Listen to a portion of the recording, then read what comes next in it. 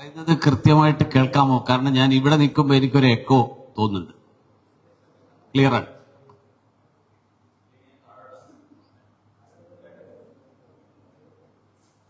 അപ്പൊ ഇതിൽ ഇന്നത്തെ ദിവസം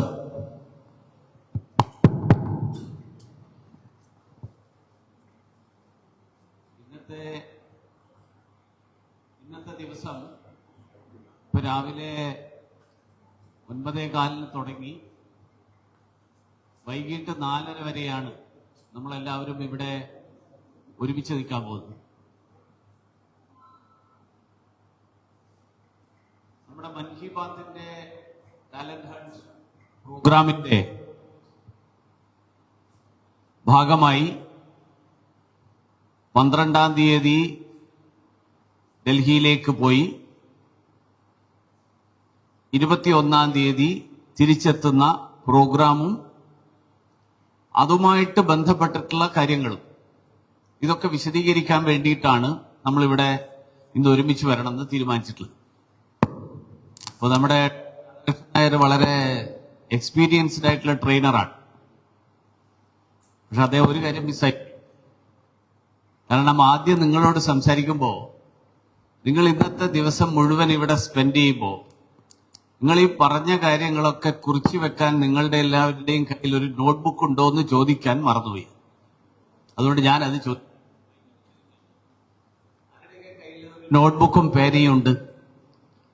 നോട്ട്ബുക്കും പേനയും ഉള്ള ആൾക്കാർ അവരുടെ നോട്ട്ബുക്കും പേനയും എടുക്കുക. നോട്ട്ബുക്കും പേനയും ഇല്ലാത്ത ആൾക്കാർ എത്ര പേരുണ്ട്? കൈ ഉയർത്തിക്കോ. നിങ്ങൾ ഒരാൾ മാത്രമേ ഉള്ളൂ. മുള്ളോ 2, 3 പേര്, 4 പേര്.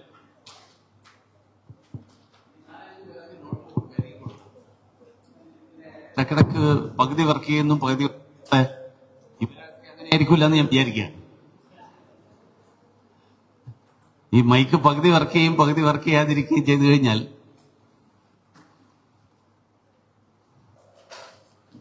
കാരണം നോട്ട്ബുക്ക് ഇന്ന് രാവിലെ മുതൽ വൈകുന്നേരം വരെ നടക്കുന്ന കാര്യങ്ങൾ രാവിലെ ആലോചിക്കുമ്പോൾ നിങ്ങൾ എന്താ വിചാരിക്കാന്ന് വെച്ച് കഴിഞ്ഞാൽ ഒരു ഇട്ടിട്ടുള്ള ഒരാൾ വന്നിട്ട് രാവിലെ തുടങ്ങിയപ്പോൾ എന്തോ സംസാരിച്ചിരുന്നു. അതിൽ 2-3 പോയിന്റ്സ് ഓർമ്മയുണ്ട്, ബാക്കി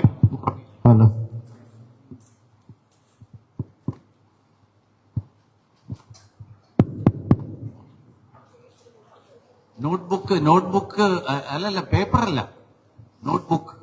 ഒരു ചെറിയ പാഡ് സംഘടിപ്പിക്കും. ഇല്ലെങ്കിൽ പാഡ് നമുക്ക് കൊണ്ടുവരാം. പാഡ് വേണം.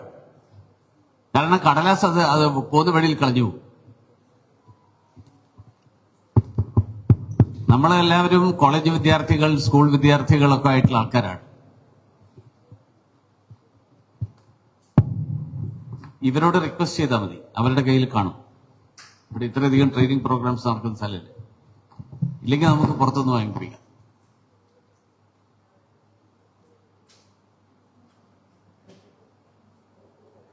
അപ്പൊ തൽക്കാലം നോട്ട്ബുക്കും പേനയും ഇല്ലാത്ത ആൾക്കാര് അടുത്തിരിക്കുന്ന ആളുടെ നോട്ട്ബുക്കും പേനയിൽ അവരുപയോഗിക്കുന്നത് കുറച്ച് കഴിഞ്ഞ് ഫ്രീ ടൈമിൽ നമ്മൾ പോയിന്റ്സ് നോട്ട് ഡൗൺ ചെയ്യും. അപ്പൊ ഈ പ്രോഗ്രാമിനെ കുറിച്ച് ഇന്നത്തെ ഫുൾ ഡേ ധാരാളം ആളുകൾ നിങ്ങളോട് പല കാര്യങ്ങൾ സംസാരിക്കും. ആ പറയുന്ന കാര്യങ്ങൾ ഈ യാത്രക്ക് വേണ്ടിയുള്ളതാണ് പ്രധാനമായിട്ട് പറയുന്നത്. പക്ഷെ അതിൽ ചില കാര്യങ്ങൾ നിങ്ങൾക്ക് യാത്രക്ക് ശേഷവും പ്രയോജനപ്പെടുന്നുണ്ടെങ്കിൽ അതായിരിക്കും ഏറ്റവും സന്തോഷം തരുന്നൊരു കാര്യം. യാത്രയ്ക്ക് ശേഷം നിങ്ങളെല്ലാവരും ഡൽഹി യാത്ര അവസാനിക്കും. പക്ഷെ നിങ്ങളുടെ അല്ലല്ല, ഒരു കാര്യം, ആവശ്യമുള്ള ആൾക്കാർ കൈയെടുത്ത് എല്ലാവർക്കും കൊടുക്കല്ലേ. ജയകുമാർ, ഒരു മിനിറ്റ് നിങ്ങൾ ശ്രദ്ധിക്കുക. കൈ ഒന്ന് ആർക്കൊക്കെ ഇത് വേണ്ടത് കൈയെടുത്ത്.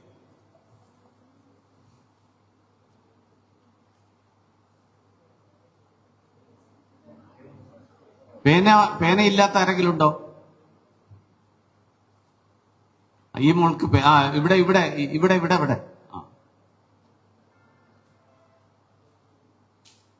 പേന, ഇനി ആർക്കെങ്കിലും പേന വേണോ? അവിടെ അവിടെ അവിടെ ഇവിടെ എവിടെ എവിടെ ഈ മോൾക്ക് കിട്ടി, കൊടുത്തു കൊടുത്തു. പേന കിട്ടിയല്ലോ.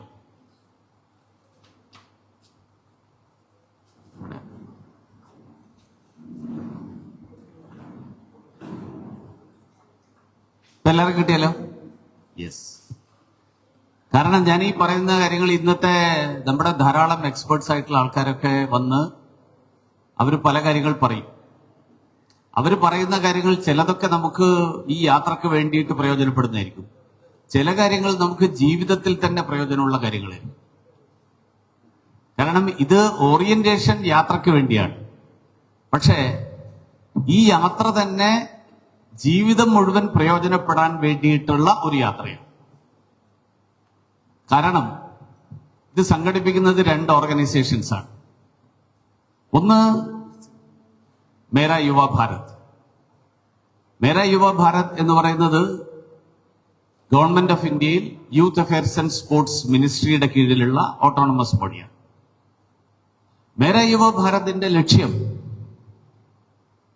ഇന്ത്യയിലെ യുവാക്കൾ, ആ യുവാക്കളെ അവരുടെ കഴിവുകൾ നാടിന്റെ പുരോഗതിക്ക് വേണ്ടിയിട്ട് ആ ടാലൻസിനെ ചാനലൈസ് ചെയ്യുക. നമ്മുടെ രാജ്യം എന്ന് പറയുന്നത് 35% യുവാക്കളുള്ള 40% യുവാക്കൾ, 40% ആൾക്കാർ നമ്മുടെ രാജ്യത്ത് 35 വയസ്സിൽ താഴെയുള്ള ആൾക്കാരാണ്. എന്ന് പറഞ്ഞാൽ നമ്മുടെ യൂത്ത് പവർ എന്ന് പറയുന്നത് ലോകത്തിലെ ഏറ്റവും വലിയ യൂത്ത് പവർ, ആ യൂത്ത് പവർ ഇന്ത്യയാണ്. അപ്പൊ അങ്ങനെയുള്ള ഒരു രാജ്യത്തെ ഇത്രയും വലിയ ഒരു യൂത്ത് പവർ, ആ യൂത്ത് പവർ രാജ്യത്തിന്റെ പുരോഗതിക്ക് വേണ്ടിയിട്ടുള്ള പ്രവർത്തനങ്ങളിൽ എങ്ങനെ അവരും കൂടി പാർട്ട്നേഴ്സ് ആവും, അവരും കൂടി പങ്കാളികളാകും, അവരുടെ കൂടി കഴിവുകൾ എങ്ങനെ നാടിന്റെ പുരോഗതിക്ക് വേണ്ടിയിട്ട് പ്രയോജനപ്പെടുത്താൻ കഴിയും, അതിനു വേണ്ടിയിട്ടുള്ള പ്രവർത്തനങ്ങൾ സംഘടിപ്പിക്കുക എന്നുള്ളതാണ് മേരാ യുവ ഭാരതിന്റെ ലക്ഷ്യം. അതുപോലെ global givers foundation. Global givers foundation എന്ന് പറയുന്ന സംഘടന അതൊരു ചെറിയൊരു ട്രസ്റ്റാണ്. അവരെല്ലാവരും വളരെ സക്സസ്ഫുൾ ആയിട്ടുള്ള പ്രൊഫഷണൽസ് ആണ്. അപ്പൊ അവര് തിരുവനന്തപുരം എഞ്ചിനീയറിംഗ് കോളേജിൽ പഠിച്ച ആൾക്കാരുണ്ട്, IIT-യിൽ പഠിച്ച ആൾക്കാരുണ്ട്. അവര് വളരെ നല്ല രീതിയിൽ ജീവിതത്തിൽ വിജയം കൈവരിച്ച് മുന്നോട്ട് പോയപ്പോൾ അവർക്ക് തോന്നി ഞങ്ങളെയൊക്കെ ഈ രീതിയിൽ സക്സസ്ഫുൾ ആക്കിയത് നമ്മുടെ നാടാണ്, അതുകൊണ്ട് നമ്മുടെ നാട്ടിലെ ആളുകൾക്ക് ഞങ്ങൾക്ക് എന്തെങ്കിലും തിരിച്ചു കൊടുക്കണം, we need to give back something. അപ്പൊ അങ്ങനെ എങ്ങനെ ചെയ്യും, എന്ത് ചെയ്യും, എന്താ തിരിച്ചു കൊടുക്കുക? എനിക്ക് എൻ്റെ ഒരു ഓർമ്മയിലൊരു സംഭവം ഓർമ്മ വരിക. എൻ്റെ ഒരു പഴയ സുഹൃത്ത്, അദ്ദേഹം ഒരു കോളേജിലെ അധ്യാപകനായിരുന്നു. അപ്പൊ അദ്ദേഹം കോളേജിൽ ഒരു ദിവസം ഉച്ചയ്ക്ക് ഇങ്ങനെ ഫ്രീ ടൈം, ലഞ്ച് ടൈമിൽ ഇങ്ങനെ നടന്നു പോകുന്ന സമയത്ത് ഒരു ക്ലാസ്സിൽ ഒരു കുട്ടി ഇരുന്നിട്ട് കരയും, ഒരു പെൺകുട്ടി. അപ്പോ അദ്ദേഹം ചെന്നിട്ട് ചോദിച്ചു, എന്താ മോളെ കുട്ടി എന്താ കരയുന്നത്, എന്താ പറ്റി? അപ്പൊ ആ കുട്ടി പറഞ്ഞു, എനിക്ക് എക്സാമിനേഷന് ഫീസ് അടക്കാനുള്ള ലാസ്റ്റ് ഡേറ്റ് ആണ് നാളെ, പക്ഷെ എനിക്ക് ഇതുവരെ ഫീസ് അടക്കാൻ പറ്റിയില്ല.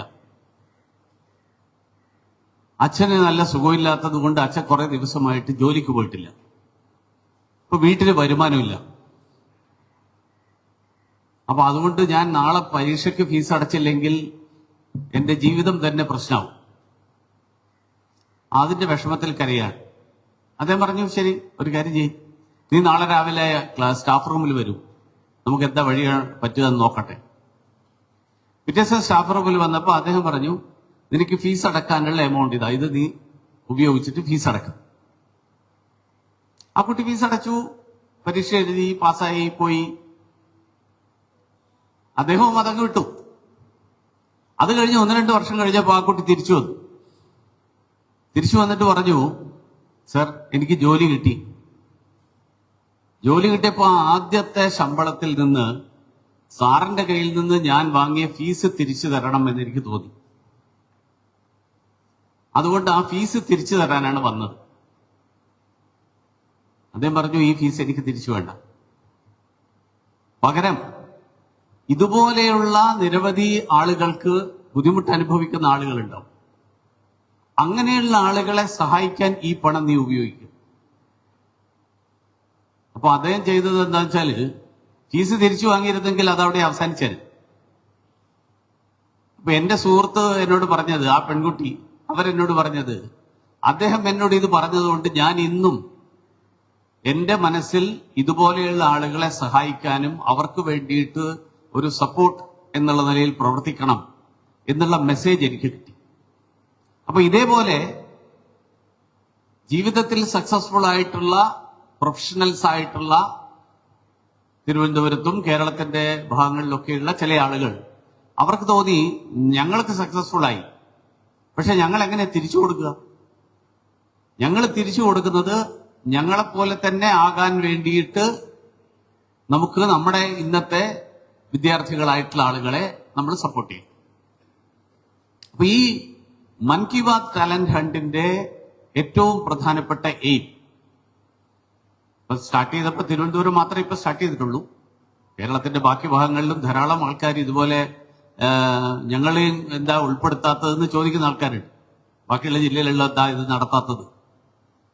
അപ്പൊ തിരുവനന്തപുരത്ത് നമ്മുടെ സ്കൂളുകളിൽ, ഹൈസ്കൂളുകളിൽ, ഹയർ സെക്കൻഡറിയിൽ, കോളേജുകളിൽ പഠിക്കുന്ന കുട്ടികൾക്ക് അവർക്ക് എങ്ങനെ ഒരു സക്സസ്ഫുൾ ആയിട്ടുള്ള വിജയകരമായിട്ടുള്ള ജീവിതം, ആ ജീവിതം മുന്നോട്ട് കൊണ്ടുപോകാൻ വേണ്ടിയിട്ട് എങ്ങനെ എന്ത് തരത്തിലുള്ള കാര്യങ്ങൾ ചെയ്യാൻ സാധിക്കും, അതിനു വേണ്ടിയിട്ട് അവരെ സ്വയം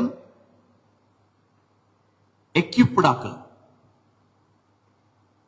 അപ്പൊ നമ്മൾ ഓരോരുത്തരെയും എക്യുപ്ഡ് ആക്കാൻ വേണ്ടിയിട്ടുള്ള എഫർട്ട്,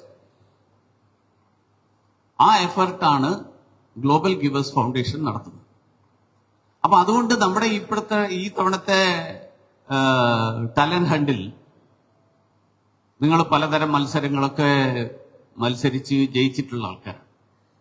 അങ്ങനെ തിരുവനന്തപുരത്തെ ഓരോ താലൂക്കിൽ നിന്നും സെലക്ട് ചെയ്തിട്ടുള്ള 2 ആളുകൾ വീതമാണ് ഇന്നിവിടെ വന്നിട്ടുള്ളതും ഈ യാത്രയിൽ ഡൽഹിയിൽ പോകുന്നത്. ഇപ്പൊ ഡൽഹിയിൽ നിങ്ങൾ പോകുമ്പോ ഡൽഹി ട്രിപ്പിന്റെ ഒരു ത്രില്ലിന് വേണ്ടിയിട്ടായിരിക്കും പലരും ഇതിൽ പങ്കെടുത്തത്.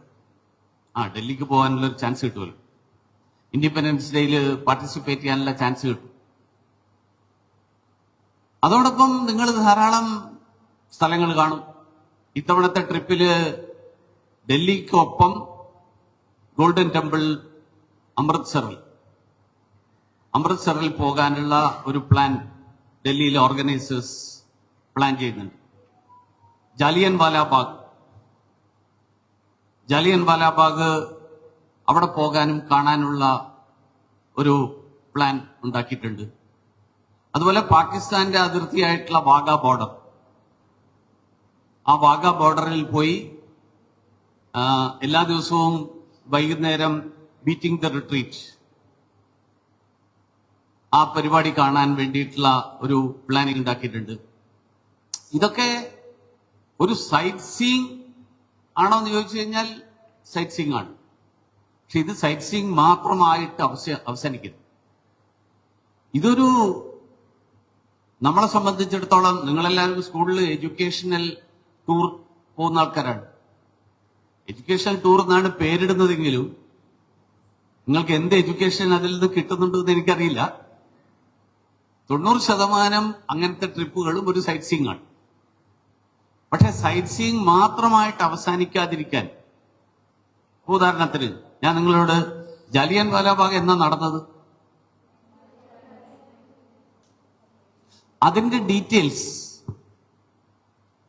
നിങ്ങൾ അവിടെ പോകുന്നതിന് മുമ്പേ നിങ്ങൾ ഗൂഗിളിൽ നിന്നും നിങ്ങളുടെ പുസ്തകങ്ങളിൽ നിന്നും ഒക്കെ മനസ്സിലാക്കിയിരിക്കട്ടെ. അപ്പൊ നിങ്ങൾക്ക് അവിടെ ചെല്ലുമ്പോൾ അവിടെ കാണിച്ചു തരുന്ന ഓരോ കാര്യവും, അവിടെ കാണുന്ന ഓരോ കാര്യവും നിങ്ങൾ വായിച്ചിട്ടുള്ളത് നേരിട്ട് കാണാനുള്ള അവസരം. നമുക്ക് സാധാരണ ഇൻഫർമേഷൻ എന്ന് പറയുന്നത് നമുക്ക് കാണുക മാത്രമാണ്. കാണുകയും അത് നേരിട്ട് അനുഭവിക്കുമ്പോൾ നമുക്ക് അത് കുറച്ചുകൂടി നമ്മുടെ മനസ്സിൽ ഉറച്ചു നിൽക്കും. ഇതേപോലെ നമ്മൾ ധാരാളം സീനിയർ ആയിട്ടുള്ള ഡിഗ്നിറ്ററീസ്, ഉദാഹരണത്തിന് നമ്മുടെ വിദേശകാര്യമന്ത്രിയെ കാണുന്നു, ഡോക്ടർ എസ് ജയശങ്കർ. അദ്ദേഹത്തെ കാണാൻ പോകുമ്പോ ഡോക്ടർ ജയശങ്കർ, അദ്ദേഹത്തിന്റെ പേരറിയാം, അദ്ദേഹം IAS ഓഫീസറായിരുന്നു എന്നറിയാം. അതിനപ്പുറത്ത് നമുക്കൊന്നും അറിയില്ല എന്നിരിക്കട്ടെ.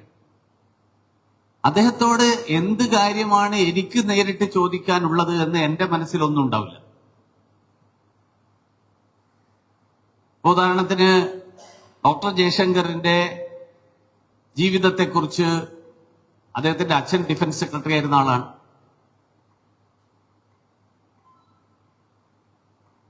നിർമ്മല സീതാരാമൻ നമ്മുടെ ഫിനാൻസ് മിനിസ്റ്ററെ കാണാൻ പോകുന്നു.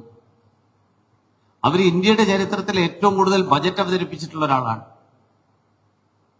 നമ്മുടെ കോവിഡിന്റെ കാലത്ത് ഏറ്റവും കൂടുതൽ ബുദ്ധിമുട്ടുകൾ രാജ്യം മുഴുവൻ, നമ്മുടെ എക്കോണമി മുഴുവൻ ഏറ്റവും വലിയ പ്രശ്നങ്ങൾ നേരിടുന്ന കാലത്ത് എങ്ങനെ അവര് ഇന്ത്യയുടെ എക്കോണമിയെ മാനേജ് ചെയ്തു? അതിനു വേണ്ടിയിട്ട് എന്താ അവർ ചെയ്തത്?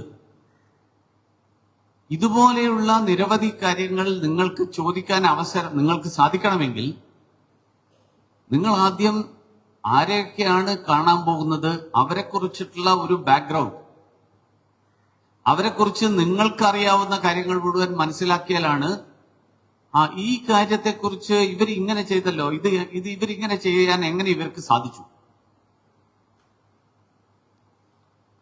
ഈ കാര്യങ്ങൾ നിങ്ങൾക്ക് നേരിട്ട് സംസാരിച്ച് നിങ്ങളുടെ സംശയം മുഴുവൻ ക്ലിയർ ആക്കാനുള്ള ഒരു ചാൻസ്, ഈ ചാൻസ് അധികം പേർക്കൊന്നും കിട്ടാറില്ല. ജയശങ്കർജിയോ നിർമ്മലാ സീതാരാമനോ ഒക്കെ നമ്മുടെ തിരുവനന്തപുരത്ത് വരുന്നു എന്നിരിക്കട്ടെ. നിങ്ങളുടെ സ്കൂളിൽ വന്നു കഴിഞ്ഞാൽ നിങ്ങളുടെ സ്കൂളിൽ 700 പേര് ഒരുമിച്ചിരിക്കും. അവിടെയാണ് അവർ പ്രസംഗിക്കുന്നത്. എത്ര പേർക്ക് ചോദ്യം ചോദിക്കാൻ പറ്റും? നിങ്ങൾക്ക് കിട്ടുന്ന അവസരം 30 പേർ മാത്രം. നിങ്ങൾ 30 പേർ ഒരുമിച്ചിരുന്ന് അവരുമായിട്ട് 3/4 മണിക്കൂർ സമയം ചെലവഴിക്കുകയാണ്. ആ 3/4 മണിക്കൂറിൽ നിങ്ങൾക്ക് ഏത് ചോദ്യം ചോദിക്കാം. അവർക്ക് വിഷമമുണ്ടാവുമെന്ന് നിങ്ങൾ ആലോചിക്കേണ്ട കാര്യമേ ഇല്ല. ഈ ചോദ്യം ചോദിച്ചു കഴിഞ്ഞാൽ അദ്ദേഹത്തിന് എന്ത് തോന്നും? ഇൻഡിവിജ്വൽ, പേഴ്സണൽ, ഒഫീഷ്യൽ, ഏത് ചോദ്യം ചോദിക്കാം. അങ്ങനെ എന്ത് ചോദ്യമാണ് എന്റെ മനസ്സിലുള്ളത്, എനിക്ക് ക്ലിയർ ചെയ്യാനുള്ള ഡൗട്ട് ഏതാ ഉള്ളത്? ഓരോ ആളെടുത്തും ക്ലിയർ ചെയ്യാനുള്ള ഡൗട്ട് എന്താണ്? ഇതിനെക്കുറിച്ച് നമ്മൾ നേരത്തെ ഒരു പ്രിപ്പറേഷൻ നടത്തി കഴിഞ്ഞാലാണ് നമുക്ക് ഇതാണ് എനിക്ക് ഇന്നയാളോട് കാണുമ്പോൾ ചോദിക്കാനുള്ളത് എന്ന് നമ്മുടെ മനസ്സിൽ നേരത്തെ തന്നെ ഉണ്ടാവും. അത് നേരത്തെ തന്നെ ഉണ്ടാവുക എന്ന് പറഞ്ഞാൽ മനസ്സിലിങ്ങനെ ഇരിക്കുകയല്ല. നമ്മൾ കുറിച്ച് വെച്ചു വന്നിരിക്കട്ടെ. നമ്മൾ നിർമ്മല മാമിനെ കാണാൻ പോകുമ്പോൾ നിർമ്മല മാമിനോട് നമുക്ക് ചോദിക്കേണ്ടത്, എനിക്ക് ഇതാണ് അറിയേണ്ടത്, ഇവരെടുത്ത് എനിക്ക് വേണ്ട ഗൈഡൻസ് അവരിൽ നിന്ന് ഈ വിഷയത്തെ സംബന്ധിച്ചാണ്. ഇങ്ങനെ നമ്മൾ കാണുന്ന ഡിഗ്നിറ്ററീസ് ഓരോ ആളെ കുറിച്ചും നിങ്ങൾക്ക് അഡ്വാൻസ് ആയിട്ട് അറിയും. ഈ ട്രിപ്പിൽ ആരെയൊക്കെയാണ് കാണാൻ പോകുന്നത്, ആരുടെയൊക്കെ അപ്പോയിന്റ്മെന്റ് എത്ര മണിക്കാണ്, ഇതിനെക്കുറിച്ച് അറിയാൻ പറ്റും. നിങ്ങൾ ധാരാളം മോണ്യുമെന്റ്സ്, ഹിസ്റ്റോറിക്കൽ ആയിട്ടുള്ള മോണ്യുമെന്റ്സ് വിസിറ്റ് ചെയ്യും. ഉദാഹരണത്തിന് ഇന്ത്യൻ പാർലമെന്റ് നിങ്ങൾ കാണാൻ പോകും. ഇന്ത്യൻ പാർലമെന്റ് കാണാൻ പോകുമ്പോൾ ഇപ്പോൾ പാർലമെന്റിന്റെ പുതിയ ബിൽഡിംഗ് ഉണ്ട്, പാർലമെന്റിന്റെ പഴയ ബിൽഡിംഗ് ഉണ്ട്. ഇതിന് രണ്ടിനും 2 പേരുകൾ ഇട്ടിട്ടുണ്ട്. ആർക്കെങ്കിലും അറിയാമോ? അന്വേഷിക്കണം, കണ്ടുപിടിക്കണം. പാർലമെന്റ് ബിൽഡിംഗിന്റെ, പാർലമെന്റ് കോംപ്ലക്സിനകത്ത് പഴയ ബിൽഡിങ്ങിന് ഒരു പേരുണ്ട്, പുതിയ ബിൽഡിങ്ങിന് ഒരു പേരുണ്ട്. അവിടെ ആൾക്കാര് ഇത് പഴയ പാർലമെന്റാണ്, ഇത് പുതിയ പാർലമെന്റ് ആണെന്നല്ല പറയുന്നത്. പഴയ പാർലമെന്റിന് ഒരു പേരുണ്ട്, പുതിയ പാർലമെന്റിന് വേറൊരു പേരുണ്ട്. എന്താ അത്? അതറിയുമ്പോഴാണ് ഏതാ സംവിധാൻ ഭവൻ. ഒന്ന് സൻസദ് ഭവൻ, മറ്റൊന്ന് സംവിധാൻ ഭവൻ. സൻസദ് എന്ന് പറഞ്ഞു കഴിഞ്ഞാൽ പാർലമെന്റ്, സംവിധാൻ എന്ന് പറഞ്ഞാൽ എന്താണ്?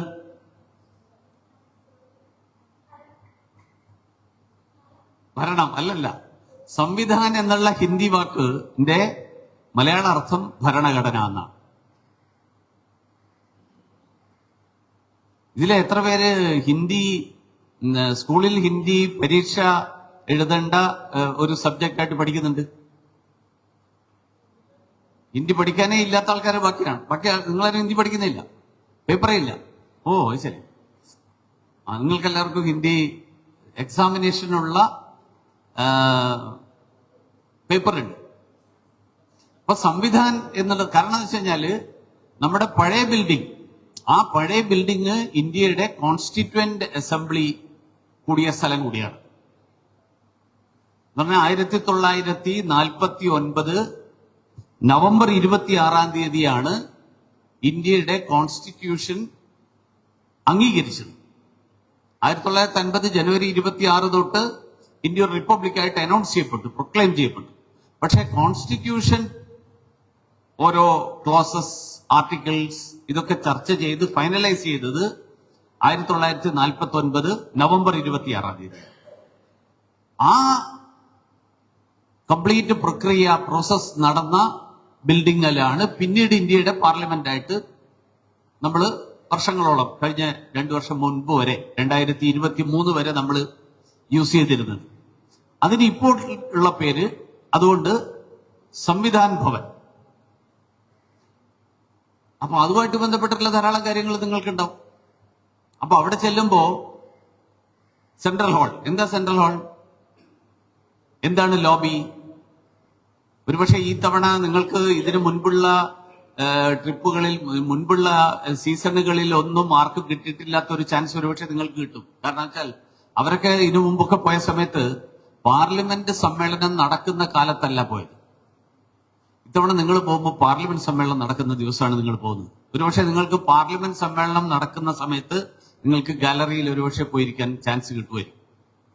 നമുക്കറിയില്ല, ഞാനൊരു ഒരു പോസിബിലിറ്റി പറയാം. അപ്പൊ അത് നടക്കുമ്പോൾ നിങ്ങൾക്ക് പാർലമെന്റിനകത്തിരിക്കാൻ പറ്റും, അവിടെ നിന്ന് നേരിട്ട് കാണാൻ പറ്റും എങ്ങനെയാണ് ഇന്ത്യൻ പാർലമെന്റ് വർക്ക് ചെയ്യുന്നത്, ഇന്ത്യൻ പാർലമെന്റിന്റെ ഫംഗ്ഷനിങ് എന്താണ്. നിങ്ങളെല്ലാവരുടെയും സ്കൂളിൽ മോഡൽ UN നടത്തിയിട്ടുണ്ടോ? ഇല്ലേ? മോഡൽ പാർലമെന്റ് ഏതെങ്കിലും സ്കൂളിൽ നടന്നിട്ടുണ്ടോ? ഉണ്ട്.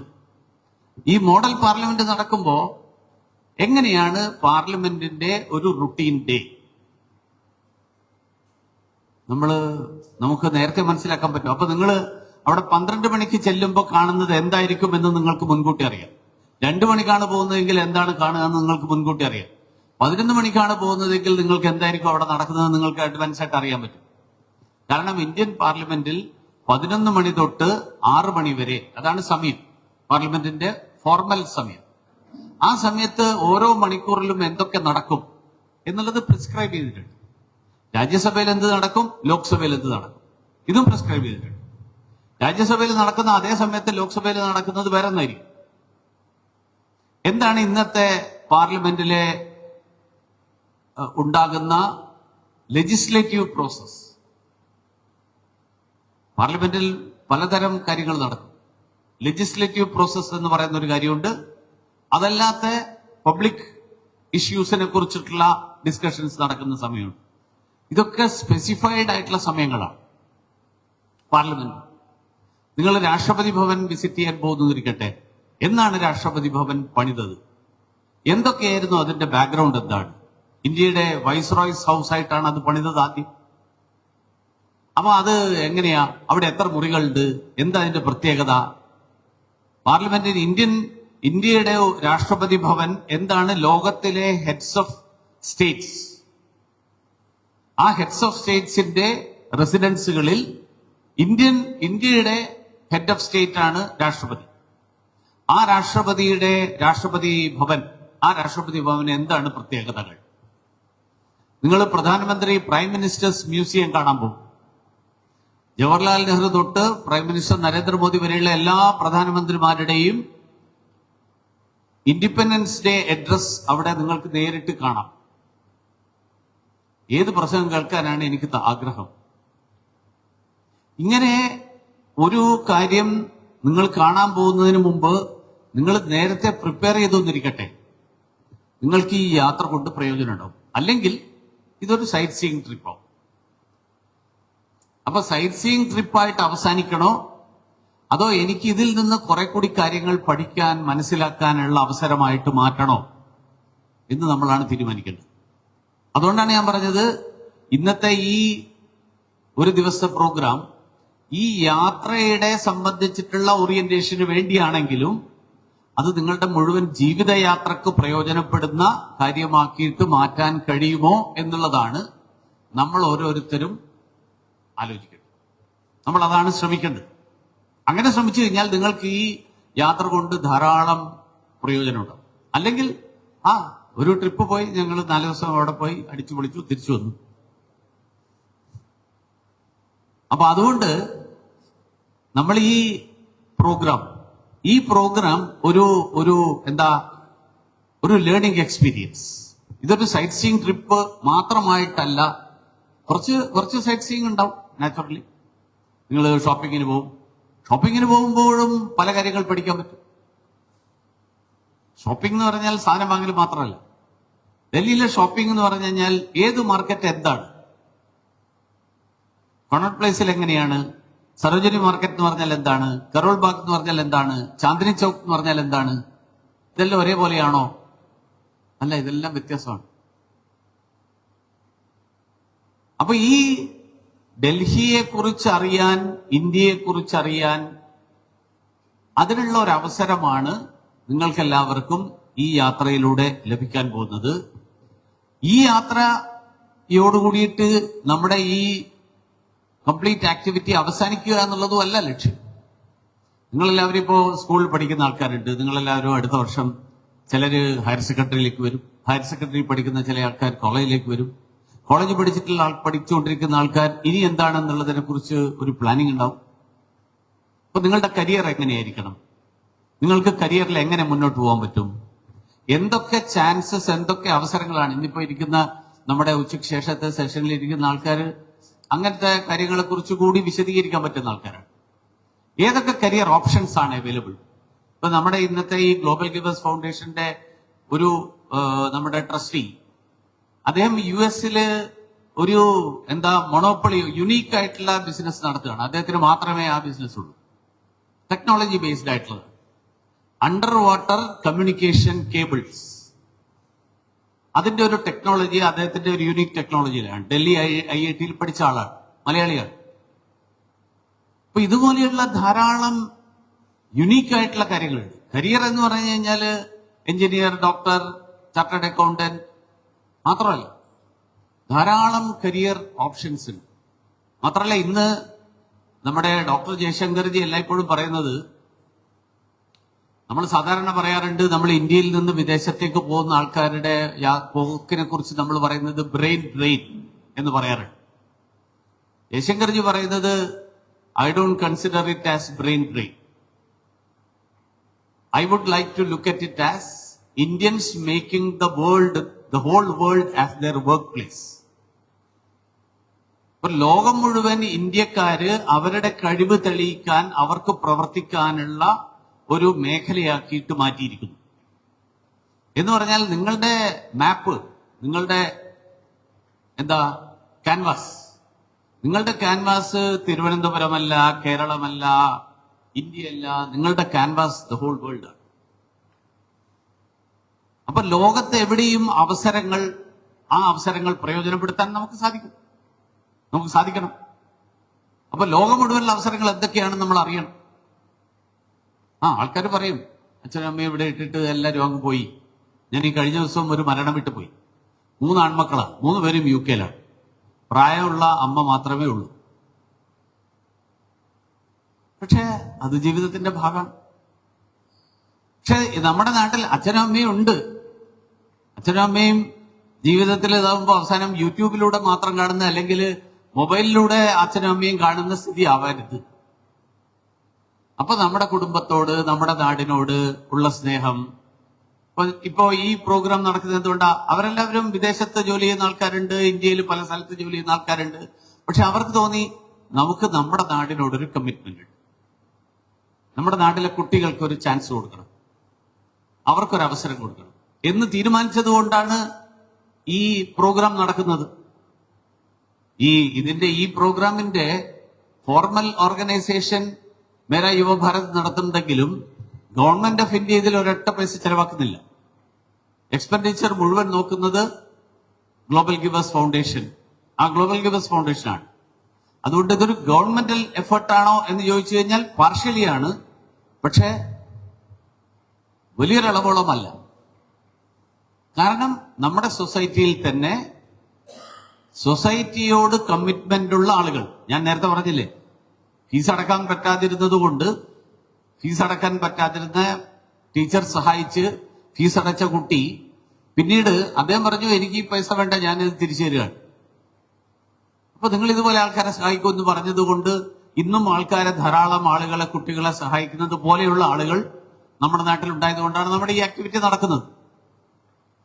അപ്പൊ അതുകൊണ്ട് നമ്മൾ എങ്ങനെ ഈ ഒരു ടാലന്റ് ഹണ്ടിൽ വിജയികളായിട്ടുള്ള നിങ്ങളെല്ലാവരും ഡൽഹി ട്രിപ്പ് കഴിഞ്ഞ് തിരിച്ചു വന്നു കഴിഞ്ഞാൽ എങ്ങനെ അതിനെ നമ്മുടെ ജീവിതം വിജയകരമായിട്ട് മുന്നോട്ട് കൊണ്ടുപോകാനുള്ള ടിപ്സ്, അതിൽ എന്തൊക്കെ കാര്യങ്ങൾ എനിക്ക് ഇതിലൂടെ പഠിക്കാൻ കഴിയും, മനസ്സിലാക്കാൻ കഴിയും, അങ്ങനെ ഒരു പ്രിപ്പറേഷൻ. ഇന്നിപ്പോ 3-ാം തീയതിയാണ്, ഇനി കഷ്ടിച്ച് 9 ദിവസം ബാക്കി. ഈ 9 ദിവസം നമ്മുടെ സ്കൂളിലെയും കോളേജിലെയും പഠിത്തവും ഇതൊക്കെ പ്രിപ്പറേഷൻ നടക്കുന്നതിന്റെ കൂട്ടത്തിൽ ഈ ട്രിപ്പിന് വേണ്ടിയിട്ട് എന്തൊക്കെ പ്രിപ്പറേഷൻ നടത്തണം, അതിനു വേണ്ടിയിട്ട് നമ്മൾ കാര്യങ്ങൾ മനസ്സിലാക്കണം, കുട്ടികളോട് സംസാരിക്കണം, ടീച്ചേഴ്സിനോട് സംസാരിക്കണം, ഗൂഗിളിലും ബാക്കിയുള്ള ഗൂഗിൾ മാത്രമല്ലല്ലോ, ഇപ്പൊ AI ധാരാളം സെർച്ച് എൻജിൻസ് ഉണ്ട്, ജെമിനി ഉണ്ട്, മെറ്റ ഉണ്ട്, പിന്നെ എന്തൊക്കെയാ ChatGPT ഉണ്ട്, ഇതുപോലെയുള്ള ധാരാളം ഉണ്ട്. അതിൽ നിന്ന് എല്ലാ ഇൻഫർമേഷൻ കിട്ടും. ആ ഇൻഫർമേഷൻ കംപ്ലീറ്റ് ആയിട്ട് ശരിയാണെന്ന് വിശ്വസിച്ച് പോരുത്, ക്രോസ് ചെക്ക് ചെയ്യണം. അവര് തന്നെ പറയുന്നതാണ്, നമ്മൾ പറയുന്നത് മുഴുവൻ ആക്യുറേറ്റ് അവിടെ നിർബന്ധമില്ല, നിങ്ങളെല്ലാവരും ക്രോസ് ചെക്ക് ചെയ്യണം. അതാണ് പ്രധാനമന്ത്രി പറയുന്നത്. ടെക്നോളജി നമ്മൾ യൂസ് ചെയ്യണം, but we should not be prisoners of technology. Technology നമുക്ക് പ്രയോജനപ്പെടണം, ടെക്നോളജി നമ്മൾ ഉപയോഗിക്കരുത്. അതുകൊണ്ട് നമ്മൾ ടെക്നോളജിയെ ഉപയോഗിക്കണം. അങ്ങനെ ഉപയോഗിച്ചിട്ട് നമുക്ക് കാര്യങ്ങൾ മനസ്സിലാക്കാൻ വേണ്ടിയിട്ടുള്ള ശ്രമം നടത്തണം. ഈ ഒരു ആമുഖം എന്നുള്ള നിലയിലാണ് എനിക്കിന്ന് നിങ്ങളോട് സംസാരിക്കാനുള്ളത്. വരുന്ന സെഷൻസിൽ ഇതുപോലെയുള്ള മറ്റു പല കാര്യങ്ങളും നമ്മുടെ ബാക്കി റിസോഴ്സ് പേഴ്സൺസ്, ബാക്കിയുള്ള ആൾക്കാർ സ്റ്റേജിൽ വരും. 2 പേരെ സ്റ്റേജിൽ വരാത്ത 2 പേരെയും കൂടി ഞാനിവിടെ പരിചയപ്പെടുത്താം. ഒന്ന് മീര രമണി. മീര തിരുവനന്തപുരം എഞ്ചിനീയറിംഗ് കോളേജിൽ പഠിച്ചതാണ്. അതിനുശേഷം ജർമ്മനിയിൽ പോയി, ജർമ്മനിയിൽ ഒരു ട്രെയിനർ എന്നുള്ള നിലയിൽ അവിടെ കുറെ കാലം വർക്ക് ചെയ്തു. അത് കഴിഞ്ഞ് തിരിച്ചു വന്ന് ഇപ്പോ തിരുവനന്തപുരത്ത് നിന്നിട്ട് ഇതുപോലെയുള്ള പല ആക്ടിവിറ്റീസ് മാത്രമല്ല, അവരുടെ പ്രൊഫഷൻ എന്നുള്ള നിലയിലുള്ള കാര്യങ്ങൾ അവർ ചെയ്യുന്നു. 2 ഡോക്ടർ KS ജയശ്രീ, കൊല്ലം SN കോളേജിലെ അധ്യാപികയാണ്, സംസ്കൃതം ഹെഡ് ഓഫ് ഡിപ്പാർട്ട്മെന്റ് ആണ്. സ്ത്രീ ചേതന എന്ന് പറയുന്ന ഒരു സംഘടനയുണ്ട്, അതിന്റെ ജനറൽ സെക്രട്ടറിയാണ്. ഇവർ 2 പേരും അവർ സെഷൻസ് എടുക്കുന്നുണ്ടാവില്ല, പക്ഷെ ഇന്ന് നമ്മുടെ കൂടെ ഉച്ചവരെയും ഉച്ചയ്ക്ക് ശേഷവും ഒക്കെ നമ്മുടെ കൂടെ ഉണ്ടാവും. ഈ 2 പേരെയും കൂടി ബാക്കി എല്ലാവരെയും നിങ്ങൾ ഫോർമലായിട്ട് സ്റ്റേജിൽ പരിചയപ്പെടുത്തും. അതുകൊണ്ട് ഞാൻ ബാക്കിയുള്ളവരുടെ ഡീറ്റെയിൽ പരിചയത്തിലേക്ക് ഞാൻ പോകുന്നില്ല. അപ്പൊ എല്ലാവർക്കും ഇത്രയും രാവിലെ ഇന്നത്തെ ദിവസം ഞാൻ ഇന്നത്തെ വിശേഷം നോക്കിയപ്പോ ഇന്ന് വേൾഡ് ഫ്രണ്ട്ഷിപ്പ് ഡേ ആണ് എന്നാണ് പറയുന്നത്. അതുകൊണ്ട് ഈ ദിവസം ഒരു നല്ലൊരു ഫ്രണ്ട്ഷിപ്പിന്റെ ഒരു ഇന്നല്ലേ അതോ നാളെയാണോ? ഇന്നലെയായിരുന്നു.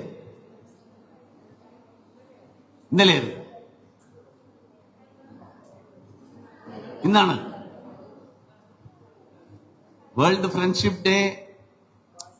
ഇന്ത്യയിൽ ഫ്രണ്ട്ഷിപ്പിന് അങ്ങനെ ദിവസമൊന്നുമില്ല. കാരണം എന്തറിയോ, ഈ ലോകത്തിൽ പലതും ഇതുപോലത്തെ ഡേയ്സ് ഉണ്ടാകുന്നതിന്റെ കാരണം എന്തറിയോ, ഫാദേഴ്സ് ഡേ, മദേഴ്സ് ഡേ എന്ന് പറഞ്ഞാൽ എന്താ, ആ ഒരു ദിവസം ഫാദറോട് കാര്യം സംസാരിക്കും, ബാക്കിയുള്ള ദിവസമൊക്കെ അവന്റെ വഴിക്ക് പോകും. നമുക്ക് അങ്ങനെയല്ല, നമുക്ക് എല്ലാ ദിവസവും ഫ്രണ്ട്ഷിപ്പിന്റെ.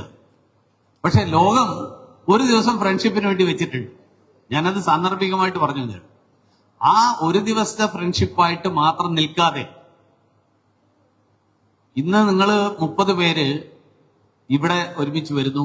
ഇത് കഴിഞ്ഞിട്ടുള്ള ട്രിപ്പിൽ നിങ്ങൾ എല്ലാവരും ഒരുമിച്ചുണ്ടാവും. ജീവിതം മുഴുവൻ ഉണ്ടാകുന്ന സുഹൃത്തുക്കളായിട്ട് ഇതിൽ എത്ര പേര് നിങ്ങൾക്ക് എന്നും സുഹൃത്തുക്കളായിട്ടുണ്ടാകും എന്ന് നിങ്ങൾക്കും കൂടി ആലോചിക്കാൻ, പുതിയ സുഹൃത്തുക്കളെ സമ്പാദിക്കാൻ, കൂടെ കൂട്ടാൻ ഉള്ള ഒരു അവസരം, സുഹൃത്തുക്കളെ അക്വയർ ചെയ്യാനുള്ള അവസരം, അങ്ങനെയുള്ള ഒരു അവസരം കൂടിയാണിത്. അതും നിങ്ങൾക്ക് പ്രയോജനപ്പെടട്ടെ എന്ന് ആശംസിച്ചുകൊണ്ട് നിർത്തുന്നു. നമസ്കാരം.